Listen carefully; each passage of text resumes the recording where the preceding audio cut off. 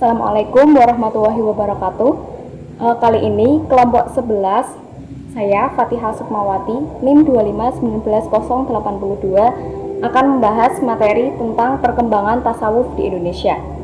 Yang pertama, awal masuk dan perkembangan tasawuf di Indonesia. Awal masuknya tasawuf di Indonesia. Tasawuf merupakan ajaran untuk mengenal dan mendekatkan diri kepada Allah sehingga memperoleh hubungan langsung secara sadar dengan Allah dan memperoleh ridhonya. Saluran tasawuf termasuk yang berperan membentuk kehidupan sosial bangsa Indonesia. Hal ini dimungkinkan karena sifat tasawuf yang memberikan kemudahan dalam pengkajian ajarannya karena disesuaikan dengan alam pikiran masyarakatnya. Tasawuf masuk ke Indonesia pada abad ke-13 Masehi dan mazhab yang paling berpengaruh adalah mazhab Syafi'i. Dalam masa pertumbuhannya, muncul bermacam-macam konsep ajaran tasawuf yang disampaikan oleh para sufi. Pada abad ke-13 Masehi, kegiatan para sufi kemudian mulai melembaga hingga memunculkan tarekat. Hal ini ditandai dengan nama pendiri atau tokoh-tokoh sufi yang lahir pada abad itu yang selalu dikaitkan dengan silsilahnya.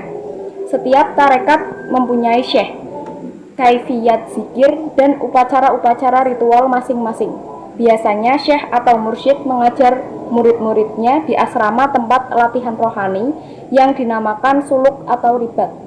Mula-mula muncul tarekat Qadiriyah yang dikembangkan oleh Syekh Abdul Qadir di Asia Tengah, Tibristan, tempat kelahirannya, kemudian berkembang ke Baghdad, Irak, Turki, Arab Saudi, dan sampai ke Indonesia. Kemudian di sini saya akan menjelaskan mengenai sejarah perkembangan tasawuf di Indonesia. Kajian tasawuf Nusantara merupakan bagian yang tak terpisahkan dari kajian Islam di Indonesia. Sejak Islam masuk ke Indonesia, telah tampak unsur tasawuf mewarnai kehidupan keagamaan masyarakat.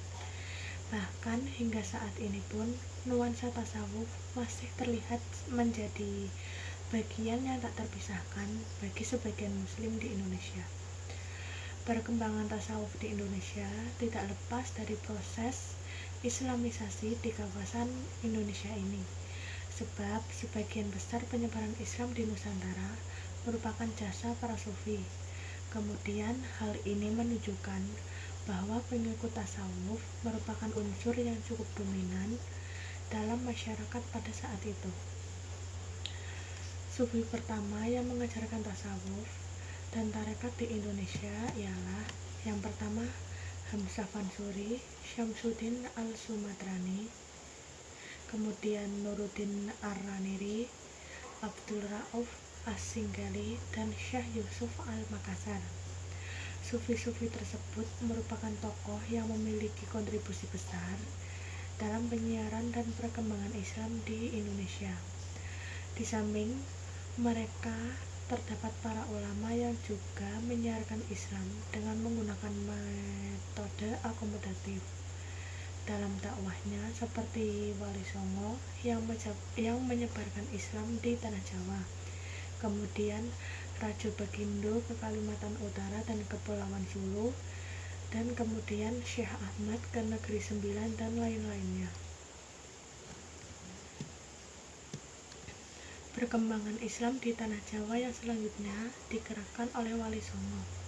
Sebutan ini sudah cukup menunjukkan bahwa mereka adalah penghayat tasawuf yang sudah sampai derajat wali. Para wali bukan saja berperan sebagai penyiar Islam, mereka juga ikut berperan kuat sebagai pusat kekuasaan kesultanan. Karena posisi itu, mereka mendapat gelar susuhuhan atau sunan. Dari peranan politik itu, mereka dapat meminjam kekuasaan sultan dan kelompok elit keraton dalam menyebarkan dan menetapkan penghayatan Islam di Indonesia yang sesuai dengan keyakinan sufisme yang mereka anut. Kemudian warna sufisme yang kental juga terlihat dari nilai anutan mereka yang didominasi oleh sufisme aliran Al-Ghazali. Sekian dari saya, akan dilanjutkan oleh Mbak Trika.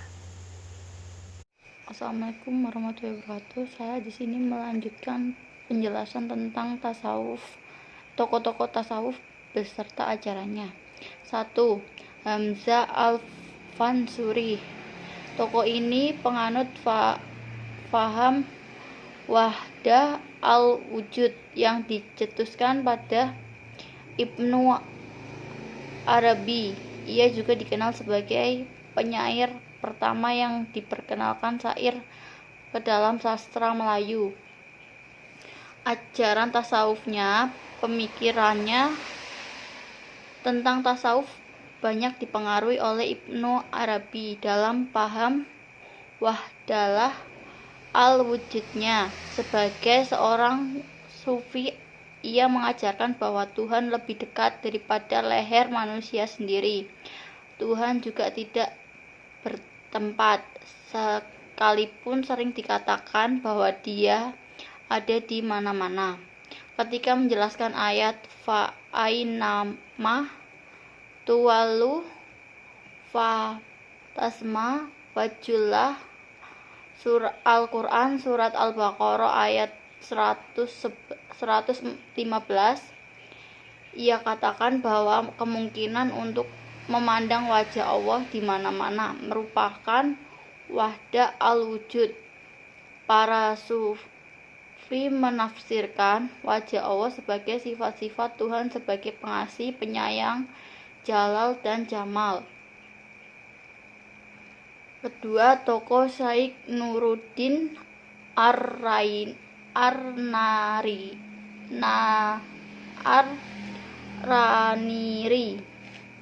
sebuah kota pelabuhan tua di pantai Gujarat, India. Nama lengkapnya adalah Nuruddin Muhammad bin Hasan Jin Al-Hamid Asy-Syafi'i Ar-Raniri. Tahun kelahirannya tidak diketahui dengan pasti. Ibunya keturunan Melayu, sementara ayahnya berasal dari keluarga imigran Hadramaut. Ar-Raniri merupakan syaikh teratai Rifaiyah yang didirikan oleh Syekh Ahmad Ar-Rifai. Dimiliki tarikat Al-Ayyudrusiyah dan tarikat Dariyah. Pada tahun 1637 Hijriah Masehi, ia memilih Aceh karena wilayah itu berkembang menjadi pusat perdagangan, budaya, politik, dan agama Islam di kawasan Asia Tenggara, yang menggantikan posisi Malaka setelah dikuasai Portugis. Ajaran-ajaran tasawufnya, pemikiran Nuruddin tentang tasawuf diklarifikasi menjadi beberapa bidang pembahasannya, yaitu 1. Tentang Tuhan. Pendirian tentang Ar-Raniri dalam masalah ketuhanan pada umumnya bersifat kompromis. Ia berupaya mengatakan paham mutakalimah dengan paham para sufi yang diwakili oleh Ibnu Arabi, bahwa alam ini merupakan tajalli Allah, namun dalam tafsirnya membuat terlepas dari label patesmi Ibnu Arabi. 2. Tentang alam. Ia berpandangan bahwa alam ini diciptakan Allah Subhanahu wa taala melalui tajalli. Ia menolak teori emanisasi karena hal itu dapat memunculkan bahwa alam ini kadim, sehingga dapat menjerumuskan para musyrikan. 3. Tentang manusia. Manusia merupakan makhluk Allah yang paling sempurna karena karena merupakan khalifah Allah di bumi ini yang dijadikan dengan citranya. Konsep insan kamil yang dinyatakan Ar-Raniri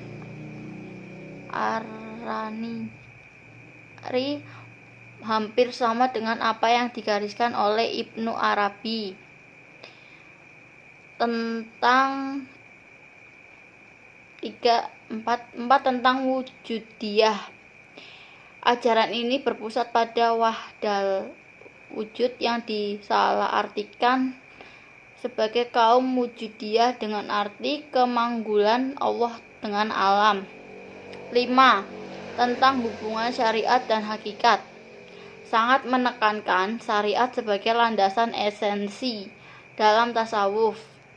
Untuk menguatkan argumentasinya, ia menganjurkan pendapat pemuka sufi di antaranya adalah Syekh Abdullah Al-Aidrusi yang menyatakan bahwa jalan menuju Allah melalui syariat yang merupakan para tokoh Islam. Tokoh yang ketiga, Abdur Rauf As-Sinkilin. Ini merupakan tokoh sufi dari Aceh. Ia merupakan guru sufi Indonesia. Nama lengkapnya yaitu Abdur Rauf bin Ali Al-Fansuri As-Sinkili. Lahir pada 1024 Hijriah. Awalnya mendapat pendidikan di desa kelahirannya, Singkel. Dari ayahnya ia dikenal alim. Pada masa itu, Fandrus merupakan pusat pengajian Islam serta titik penghubung antara Islam Melayu dan Islam Barat juga. Ajaran-ajarannya dikembangkan oleh As-Sinkili dengan Samsuddin dan Nuruddin, yaitu menganut paham satu-satunya wujud hakikat, yaitu Allah. Menurutnya, jelaslah bahwa Allah berbeda dengan alam. Walaupun demikian, antara bayangan alam dan memancarkan bayangan Allah tentu memiliki keserupaan. Dengan demikian, sifat-sifat manusia adalah bayangan-bayangan Allah. Seperti yang hidup, yang tahu, dan yang melihat. Pada hakikatnya, setiap perbuatan adalah perbuatan Allah. Ajaran tasawuf As-Sinkili yang berhubungan dengan martabat perwujudan Allah merupakan ada 3 martabat perwujudan Tuhan. Pertama, martabat ahadiyah atau lata ayun, yaitu alam pada waktu yang masih merupakan hakikat gaib yang masih berada dalam ilmu Tuhan. 2. Martabat wahdah atau ta'ayun wa ta'ayun awal, yaitu telah terciptanya hakikat Muhammadiyah yang berpotensi menciptakan alam. Ketiga, martabat wahdiyah atau tayun stani yang disebut juga dengan ayan tasbitah, dan dari sinilah alam tercipta. Tuhan adalah cerminan bagi insan kamil dan sebaliknya. Namun dia bukan sesuatu yang lainnya. Bagi An-Sinkili, jalan yang menegaskan Tuhan adalah dengan zikir. Tokoh keempat, Kahasoli Darat. Nama yang sering dicantumkan dalam beberapa kitab karyanya adalah Syekh Haji Muhammad Salih bin Umar. Tetapi dia lebih dikenal dengan Kiai Saleh Darat. dicantumkannya kata darat karena dia tinggal di kawasan yang ternama di darat, yaitu suatu daerah terdekat pantai utara Semarang. Tepatnya mendaratnya orang-orang dari luar Jawa. Wilayah ini termasuk wilayah Kecamatan Semarang Barat. Kiai Salih dilahirkan di Kedung Jumbleng, Mayong, Jepara. Ada informasi lain menyatakan bahwa dia dilahirkan Bangsri, Jepara. Tetapi informasi yang pertama tampaknya lebih valid. Secara tepat tidak diketahui tanggal dan bulan lahirnya. Sedangkan tahun yang diperkirakan 1820. Ayahnya bernama Umar, biasa dipanggil Kiai Umar, salah satu seorang pejuang dan kepercayaan Pangeran Diponegoro di bagian Jawa Utara, khususnya Semarang. Ajaran tasawufnya. Kiai Saleh Darat merupakan seorang ulama yang menulis sekitar 12 kitab berbahasa Jawa dengan huruf Arab Pegon, yang salah satunya adalah Minhaj al-Atqiyah. Di dalam kitab yang merupakan terjemah dan syarah dari Hidayat al-Atqiyah karya Al-Malibari itu dapat beberapa pendapat pribadi dari Kiai Saleh yang menggambarkan corak ajaran pemikiran tasawuf. Sebagaimana diakui seorang penulis, kitab ini merupakan penjelasan dari kitab Hidayah al-Atqiyah yang ditulis oleh Zainuddin bin Ali al-Malibari. Di dalam penulisan kitabnya, Kiai Saleh menggunakan beberapa kitab untuk dijadikan rujukan, antara lain Al-Quran sesuai dengan nama kitab, yang syarahinya yaitu Hidayah al-Atqiyah. Maka pembahasan di dalamnya adalah pertunjukan bagaimana seseorang dapat mencapai tingkat mutakin. Dijelaskan bahwa takwa kepada Tuhan Yang Maha Esa merupakan sumber segala kebahagiaan, dengan mengikuti nafsu merupakan sumber segala kejahatan. Di dalam pengertian takwa ini, Syekh Saleh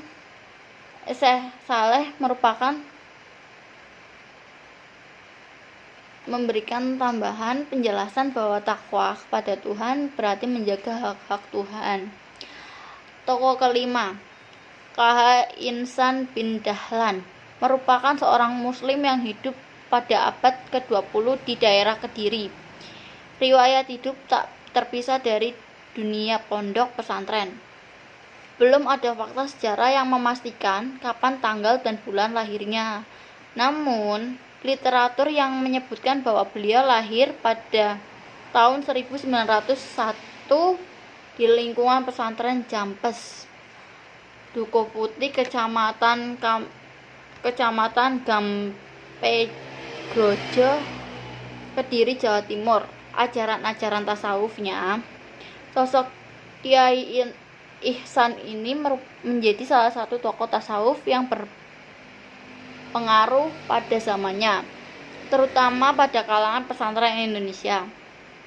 Ilmuwan yang dibawa olehnya mendorong peneguhan pada ahlu sunnah wal jannah di tanah air. Ini merupakan erat hubungan dengan teori yang dicantumkan dalam kitab Gundul yang terus diwariskan sampai saat ini.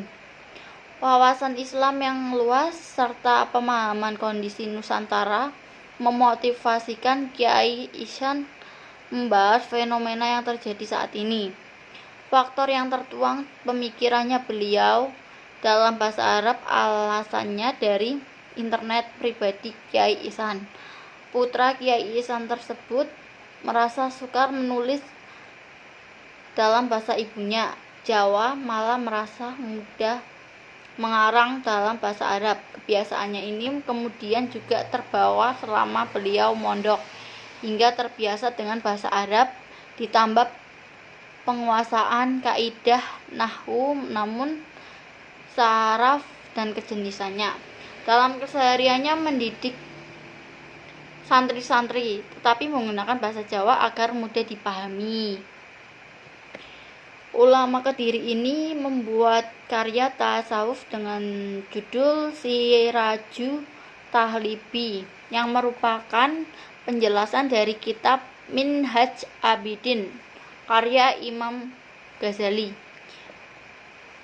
Terdiri dari 2 jilid yang sampai saat ini tidak hanya dikajikan di dunia santren, namun juga dikajikan di institut-institut dunia Islam, serta Maroko dan Mesir. Karya tasawuf ini difungsikan untuk membangkitkan spiritual Islam dan menata kehidupan manusia yang lebih.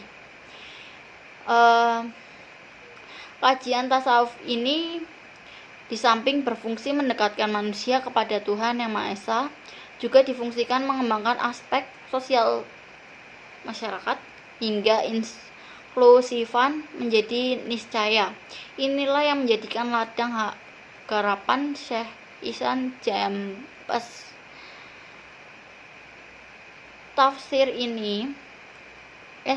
Tasawuf ini menjadi media pertemuan manusia dengan Tuhan.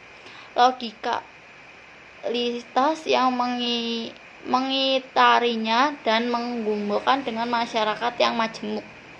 Tasawuf harmoni yang ditampilkan oleh Syekh Ihsan Jambes merupakan perwujudan dari tradisional intelektual pesantren, agama, dan kehidupan masyarakat lokal.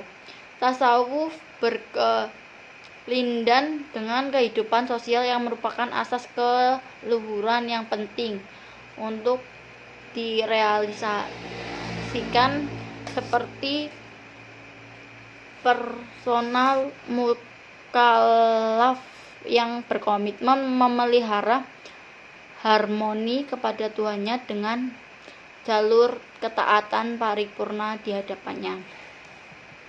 Sekian dan terima kasih. Wassalamualaikum warahmatullahi wabarakatuh.